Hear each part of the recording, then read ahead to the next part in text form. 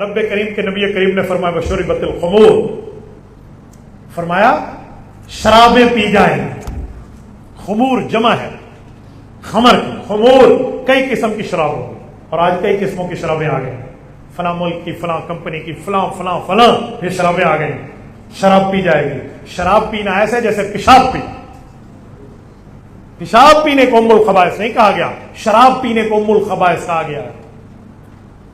کیا بنیاد پر شرابیں پی جا رہی ہیں؟ تو فرمایا شراب کا عام ہو جانا یہ قیامت کی نشانی ہے. اور اگلا جملہ سنیں، اس کا تعلق عقیدے سے ہے. فرمایا وَلَعْنَ آخِرُ هَٰذِهِ الْأُمَّةِ أَوَّلَهَا، قیامت کی نشانی یہ ہے کہ امت کا آخری طبقہ پہلے طبقے کو لعن طعن کرتا پھرے گا. کیا مطلب؟ نعوذ باللہ بے ایمان کوئی گستاخی رسالت کریں گے، کوئی گستاخ گستاخی صحابہ کریں گے، کوئی گستاخ گستاخی اہل بیت کریں گے، کوئی گستاخ اپنے بزرگوں کو اولیاء کو غلط کہیں گے. فرمایا اس طرح بعد والے پہلے والوں کی گستاخیاں کریں گے. لعن آخر هذه الامة اولها، امت کا آخری طبقہ پہلے طبقے کو غلط کہے گا، یہ قیامت کی نشانی ہے. جسے دوسرے لفظوں میں کہتا ہوں فرقہ واریت کی آگ بھڑک جائے گی.